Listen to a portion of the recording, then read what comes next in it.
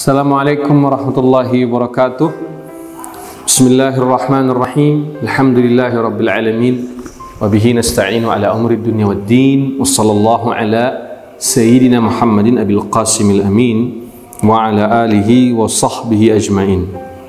Bisanadil muttasil lil imam al-hafiz Abi Dawud Sulaiman ibn Ash'as as-Sijistani rahimahullahu ta'ala wa adamallahu an-naf'a bi'ulumihi wa bi'ulumi sa'iris salihin fid dharain amin.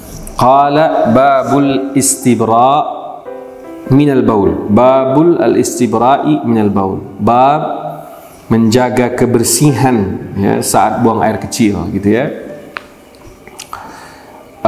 Bukan sekedar menjaga kebersihan di sini, tapi bab betapa wajibnya istinja saat buang air kecil. Nah, gitu ya.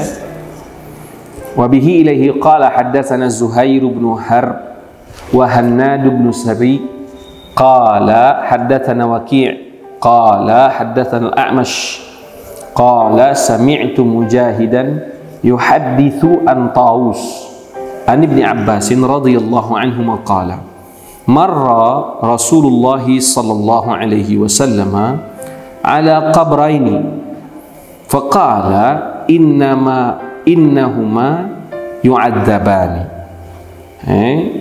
Dari bercerita kepada kami Zuhair ibn Harb wa Hannad ibn Sari. Abu Dawud seolah-olah ingin mengatakan kepada kita bahwa dia punya dua sanad tentang hadis yang akan kita baca ini, dari Imam Zuhair dan Hannad. Dan Hannad ini termasuk guru favoritnya Imam Abu Dawud. Kedua-duanya mengatakan bahwa menceritakan kepada kami Waqi'. Waqi' di sini adalah Waqi' bin Jarrah yang terkenal sebagai gurunya Imam Asy-Syafi'i rahimahullah, yang dihafal oleh banyak santri. Syakautu ila Waqi'in ya. Syakautu ila Waqi'in an su'i hifzi ya. Saya pernah mengadu atau bercerita kepada Waqi' tentang melemahnya hafalanku. Waqala annal ilma nurun. Dan Imam Waqi' menjawab Syafi'i Muhammad ibn Idris bahwa ilmu itu cahayanya Allah Subhanahu wa taala. Wa nurullahi la yuhda li'asi. Adapun cahayanya Allah tidak diberikan kepada orang yang suka bermaksiat. Ini ya. Bila kita mengingat wasiatnya Waqi', kita ini, saya termasuk ya, jauh sekali dari sebutan orang yang belajar ilmu, karena maksiat masih menyelimuti kehidupan kita. Padahal bila kita cek riwayat Imam Syafi'i, nyaris tak ketemu kita kemaksiatan yang ada di zaman kita ini yang digeluti oleh beliau gitu. Tapi itulah Waqi' bin Jarrah mengajari santrinya agar jauhi kemaksiatan agar ilmu nempel di kepala. Imam Waqi' bin Jarrah dimakamkan di Mesir. Begitu juga Imam Syafi'i rahimahullah ya, makamnya atau kuburannya Waqi' bin Jarrah dan kuburan Imam Syafi'i dekatan ya, paling 5 menit kita jalan kaki antar Waqi' dengan Imam Ibnu Jarrah. Imam Waqi' dan Imam Syafi'i. Qala haddatsana al-A'mash. Waqi' ternyata mendapatkan hadis ini daripada Imam A'mash. A'mash adalah Sulaiman ibn Mahran yang dikenal sebagai gurunya para ulama hadis. Begitu juga sama dengan Waqi' ya, menghasilkan murid-murid yang luar biasa. Al-A'mash dikenal sebagai orang yang wara'. Diriwayatkan oleh Az-Zahabi dalam Siyar A'lam Nubala bahwa Al-A'mash puluhan tahun tidak meninggalkan salat berjamaah di takbir pertama bersama imam di masjid ya, luar biasa ya. Maka layak mereka diabadikan oleh Allah namanya di kitab-kitab hadis seperti yang sedang kita baca ini. Qala sami'tu Mujahid ya, Mujahid min imam at-tabi'in an Tawus an Ibn Abbas radhiyallahu anhuma qala, Abdullah bin Abbas bercerita, marra Rasulullah sallallahu alaihi wasallam ala qabrain. Rasulullah sallallahu alaihi wasallam melewati dua kuburan. Faqala, Nabi mengatakan, innahuma yu'adzaban. Mereka berdua ini sedang disiksa. Wa ma yu'adzabani fi kabirin. Mereka disiksa bukan karena dosa besar. Bukan karena dosa besar. Artinya bukan sesuatu yang dianggap orang besar. Pada akhirnya karena hadis ini banyak ulama menilai apa yang dilakukan oleh yang sedang disiksa ini adalah dosa besar, karena saking besarnya dia harus disiksa di kuburnya gitu ya. Amma hadza fakana la yastanzih minal baul. Yang satunya dia tidak bersih beristinja saat buang air kecil, ya. Standar atau SOP istinja saat buang air kecil tidak dilaksanakan dengan baik. Maka pemirsa pendengar sahabat Ruhama Al-Fajar yang kami muliakan, belajar istinja dengan baik dan benar wajib kita pelajari. Ya, banyak orang yang heboh mempelajari dalil maulid, heboh mempelajari tak boleh tahlilan atau boleh tahlilan, heboh mempelajari jenggot, heboh mempelajari cingkrang, heboh mempelajari hal-hal yang menurut saya tidak terlalu vital, ya. Tapi dia lupa ini penting sekali dalam agama, karena bila istinjanya tidak benar, loh, sholatnya bagaimana? Ibadah-ibadah yang lainnya bagaimana? Gitu. Maka kita umat Islam ini agama yang begitu sempurna mengatur kehidupan pemeluknya. Sampai saat istinja pun ada standarnya, gitu ya. Tentu nanti kita tidak bahas standar itu di sini. Nanti mungkin kita buka kajian fiqh Safina An-Najah biar kita lihat bagaimana standarisasi beristinja saat buang air kecil. Kalau standar umumnya, bagaimana agar najis yang keluar bersih dicuci. Kemudian dipelajari lagi bagaimana agar najis yang keluar dari lubang tempat dia keluar bersih dicuci dan tidak terlalu banyak air yang dibuang. Wah, itu keren sekali kalau bisa dipelajari dengan sebaik-baiknya oleh kita. Maka saya sering menyampaikan kepada sahabat-sahabat saya, tidak usah terlalu pusing membahas hal perbedaan pendapat, gitu ya. Hal-hal isu yang sedang dibangun di kalangan kita ini. Kita ini kebanyakan membahas isu sehingga lupa hal-hal yang sepele seperti ini. Nah, Rasulullah SAW menjelaskan bahwa ini orang tidak diazab karena hal-hal yang luar biasa, tidak. Yang satunya karena tidak sempurna istinjanya, sembarangan istinjanya saat buang air kecil. Wa amma hadza fakana yamshi bin namimah. Adapun yang satunya dia suka ghibah. An-namimah, ya. Namimah itu adalah menceritakan aib orang, ya, gitu ya. Tumma da'a bi'asibin ratbin fasyaqqahu bitnain. Kemudian Nabi meminta agar diambil tetumbuhan yang masih hidup, rotob, ya, masih basah. Fasyaqqahu bitnain. Maka Nabi bagi dua. Ada yang mengatakan di riwayat lain nanti pelepah korma, ya. Tumma gharasa ala hadza wahidan wa ala hadza wahidan. Kemudian ditanam oleh Nabi, satu di sini, satu di sini. Saya menerjemahkan ditanam oleh Nabi SAW. Ada yang menerjemahkan diletakkan oleh Nabi SAW. Karena kita di Indonesia, maka saat kau ziarah kubur harusnya bukan sekedar kembang mawar yang kau taruh, tetapi apa? Tanam hanjuang. Hanjuang, singkong, hujanan, ada kayu di Republik Indonesia ini yang mudah dicacakkan aja hidup. Kenapa? Waqala la'allahu yukhaffafu anhuma ma lam yaibasa. Semoga azab yang sedang dirasakan oleh mereka diringankan oleh kayu yang kita taruh ini, yang kita tanam ini, selama dia masih basah. Maka kita bilang ini kabar gembira bagi kita, ya. Maka kuburan itu tanam pohon di situ. Selama pohon itu hidup, karena pohon hidup berzikir kepada Allah SWT, zikirnya si pohon dan tumbuhan ini mengakibatkan semoga, kata Rasulullah SAW, la'allahu yukhaffaf, diringankan siksanya karena zikirnya si pohon yang kita tanamkan, yang kita tanam di atas kuburan yang sedang disiksa ini, kan, gitu ya. Qala Hannadun yastatiru ma kana yastanzih.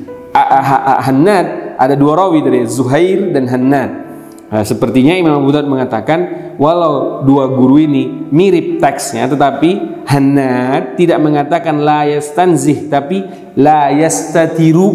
Wah, ini lebih kompleks lagi nih, lebih keren lagi hadis ini, ya. Kita ambil aja dua-dua maknanya. Hannad mengatakan ini orang tidak menutup auratnya saat buang air kecil. Kalau riwayatnya Zuhair ibn Harb, ini orang tidak beristinja dengan baik. Kalau saya dhaif al-faqir, lebih baik kita amalkan. Kalau kau buang air kecil, menutup dirilah. Bahwa di awal bab Abu Daud mengatakan bahwa Rasulullah SAW idza aradal madhhaba ab'ada, bila dia ingin buang air kecil dia menjauh sehingga tidak ada orang yang lihat. Kalau kita dengan sekarang konsep toilet sudah bagus ya, ditutup rapat sehingga nggak perlu kita kelihatan oleh siapapun saat buang air kecil atau buang air besar. Maka saya dengan kelemahan ilmu yang saya punya lebih menyarankan kepada masjid kalau bangun toilet, jangan bangun toilet yang berdiri, yang orang bisa saling ngobrol, yang mohon maaf kadang-kadang aurat terbuka saat dia buang air kecil ya, karena ada hadis riwayatkan oleh Abu Daud bahwa Imam Hannad mengatakan la yastatiru, dia tidak menutup auratnya saat buang air kecil. Maka sebaiknya bangun toilet tertutup sehingga apa? Kita saat buang air kecil, istinja kita lakukan sempurna, dan kita juga menutup aurat, tidak mengumbar aurat saat kita buang air kecil. Itu menurut saya lebih bagus ya. Dan kawan-kawan, dari hadis ini juga kita dapat, jangan kau ghibah, jangan kau namimah, jangan ceritakan aib orang, jangan ceritakan kekurangan orang, ceritakanlah kelebihan orang. Jangan suka menghina orang, jangan suka mengejek orang, jangan suka membuli orang. Kenapa? Gak baik. Kalau seandainya kau lihat aibmu, kau lihat betapa lemahnya kau, malu kau sebenarnya menceritakan aib orang gitu ya. Kemudian di sini juga kita dapatkan ziarah kubur hal yang normal ya. Bukan seperti yang diceritakan oleh kawan-kawan kita sebagian dianggap ziarah kubur ini hal yang tidak baik. Tidaklah. Ziarah kubur hal yang baik. Nabi Muhammad SAW sering menziarahi kuburan Baqi. Bahkan di sini Nabi Muhammad SAW lewat di kuburan karena dia seorang Rasul, diberikan oleh Allah kelebihan mendengar bahwa ahli kubur ini sedang disiksa. Dia salam kepada mereka, kemudian mendoakan mereka. Tidak sampai hanya mendoakan mereka, dia tanam pohon di atas kubur mereka. Semoga dengan pohon ini siksanya diringankan selama dia masih hidup, karena pohon yang hidup selalu berzikir kepada Allah Subhanahu wa ta'ala. Jadi teman-teman yang rajin ziarah kubur, silakan lakukan, gak apa-apa. Dicontohkan Rasulullah SAW. Hanya saja adab dan standar ziarah kubur lakukanlah dengan baik ya. Gak usah kita melakukan ritual-ritual yang mengharapkan power, yang mengharapkan entah apa-apa. Kadang-kadang memang ada kesalahan-kesalahan yang terjadi di perziarah kubur menurut saya pribadi ya, tapi bahwa menghalangi orang berziarah kubur tidak benar juga. Tapi bahwa ziarah kubur tanpa tuntunan Rasulullah SAW ya tidak boleh juga ya. Kita ziarah kubur ya, kita ziarah kubur. Rasulullah SAW menziarahi kuburan para sahabat, mendoakan para sahabat ya, mengajak mereka berbicara, sampai-sampai sahabat pernah protes, apakah mereka mendengarkanmu ya Rasulullah gitu ya. Apa kata Rasulullah SAW? Ente dengar apa yang anda bilang, mereka lebih dengar daripada apa yang ente dengar terhadap apa yang saya bilang. Artinya Rasulullah SAW menegaskan bahwa mereka mendengar apa yang sedang kita ucapkan. Nah gitu ya. Kita lihat di bab yang sama, hadis yang kedua. Qala haddatsana Utsman bin Abi Syaibah, qala haddatsana Jarir an Mansur an Mujahid an Ibnu Abbas an Nabi sallallahu alaihi wasallam bima'na qala kana la yastatiru min baulihi au qala Abu Muawiyah yastanzih. Di hadis yang kedua teksnya itu kana la yastatiru min baulihi, mendukung teksnya Hannad bahwa dia tidak menutup aurat saat saat buang air kecil. Kemudian menarik lagi dari segi sanad di sini, kalau tadi Mujahid an Taus ya, kalau ini Mujahid an Ibnu Abbasin radhiyallahu anhuma. Begitulah para ulama ya, para ulama. Mujahid ini imam besar ya. Tapi walaupun begitu dia tidak segan-segan meriwayatkan hadis dari teman selevelnya itu Taus. Walaupun sesekali kita lihat bahwa Mujahid langsung mengambil hadisnya dari siapa? Abdullah Ibn Abbas radhiyallahu anhuma wa ardahuma gitu ya. Maka kawan-kawan yang saya muliakan,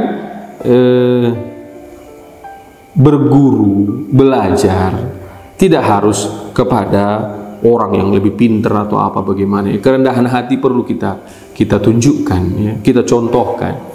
Nggak usah sungkan belajar dari orang yang mungkin, oh saya alumni Mekah ini, nggak mau saya belajar sama yang bukan alumni. Nggak boleh juga begitu ya. Oh saya kiai, nggak mau saya. Oh saya habib, nggak bisa begitu ya. Yang dicontohkan oleh para ulama di masa salafus salih, mereka sering bertukar ilmu antara sama mereka, bahkan antara yang dari bawah mereka. Imam Az-Zuhri ini yang kita baca tadi, banyak dia meriwayatkan hadis dari orang yang lebih junior daripada dia. Nah kita lihat Mujahid mencontohkan itu di sini ya. Kita lihat lagi ya bahwa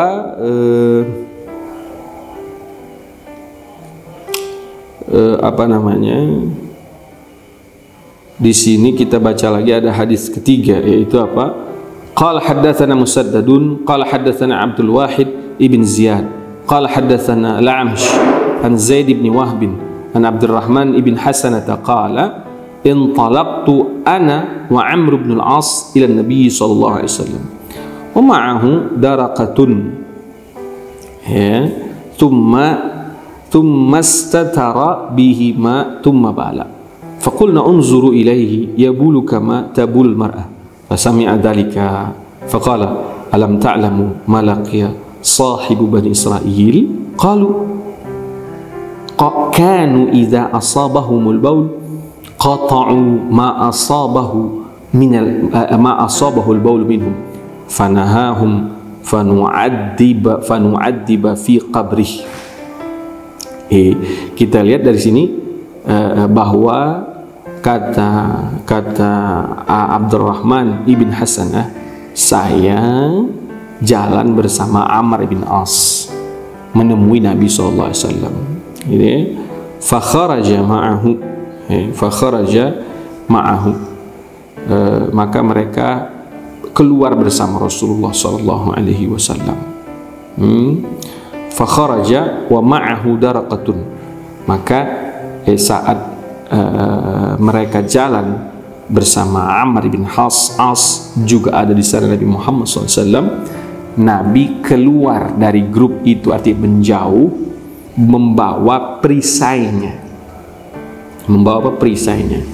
Kemudian dia menutupi dirinya dengan perisai itu dan dia buang air kecil. Siapa itu? Rasulullah SAW.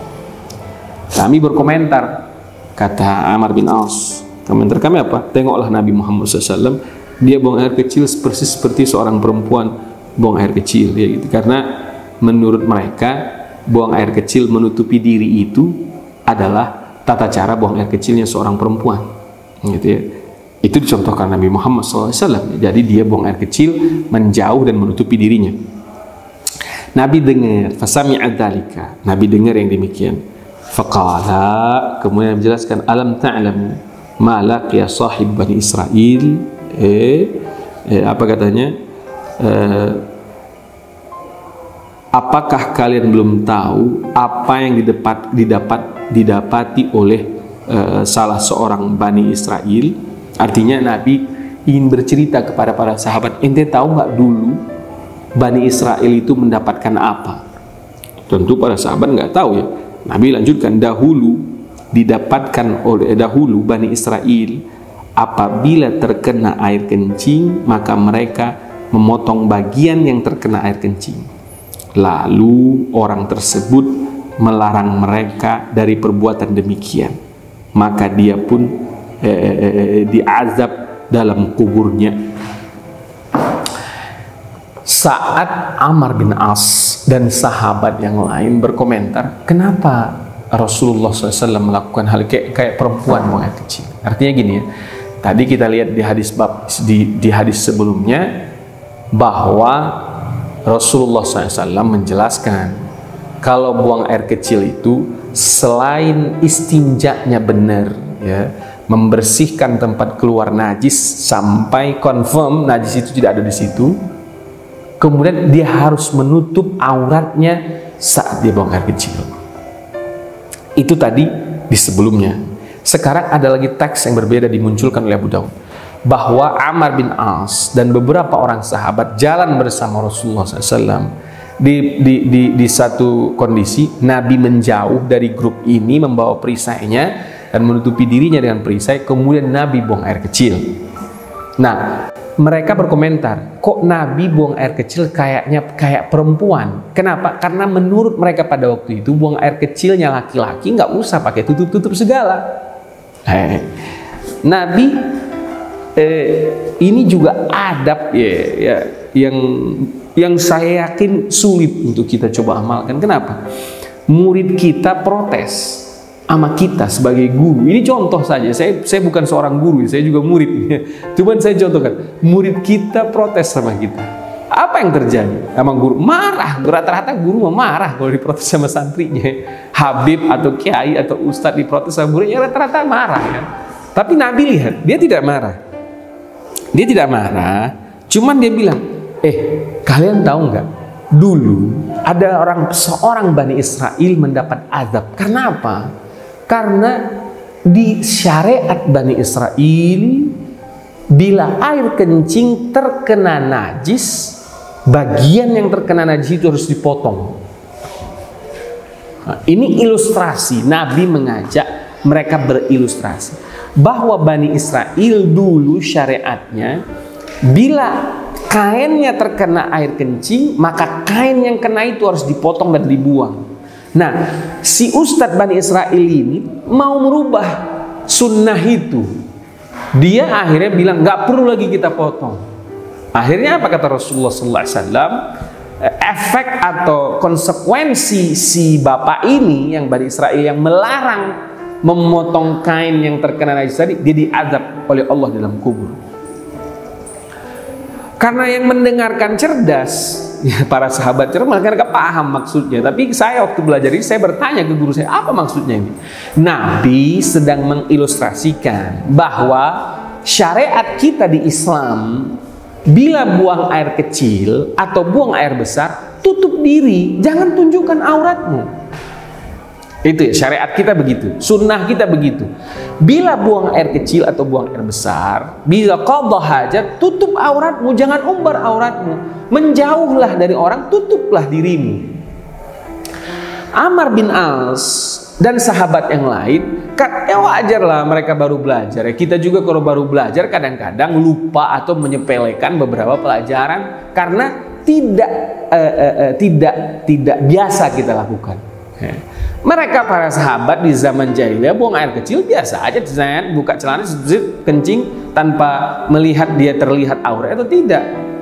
Orang yang justru sembunyi dan menutupi diri buang air kecil, bagi mereka tradisi pada waktu itu adalah perempuan. Tetapi sunnah yang dibawa oleh Rasulullah SAW, kita harus tutup diri kita. Nah, mereka bilang itu kan perempuan begitu ya Rasulullah. Diingatkan Rasulullah, jangan robah. Kalau Allah dan Rasulnya sudah menetapkan bahwa buang air kecil, buang air besar, harus tutup dirimu. Kenapa? Kalau kau rubah, takut-takutnya seperti orang Bani Israel tadi. Ustadz Bani Israel tadi coba merubah peraturan Nabi Musa atau peraturan Nabi pada masa itu yang mewajibkan bila kain terkena kencing harus dirobek. Dirubah sama dia, apa konsekuensinya? Dia dapat siksa kubur. Ini juga begitu. Kalau kau robah, nanti kau akan dapat siksa kubur. Loh, ini sangat nyambung dengan hadis tadi sebelumnya, bahwa ada bahwa Nabi lewat di kuburan, ahli kuburnya sedang disiksa, bukan karena hal yang berat, tapi hanya karena dia tidak menutup auratnya atau tidak istinja dengan baik saat buang air kecil, saat buang air besar. Maka kesimpulan bab ini, pemirsa sahabat Ruhama yang kami muliakan, ayo kalau buang air kecil, buang air besar, tutup auratmu dan menjauhlah dari penglihatan orang banyak, dan standar istinjanya sempurnakan dengan baik. Wabillahi taufiq wal hidayah. Mohon maaf atas segala yang salah. Assalamualaikum warahmatullahi wabarakatuh.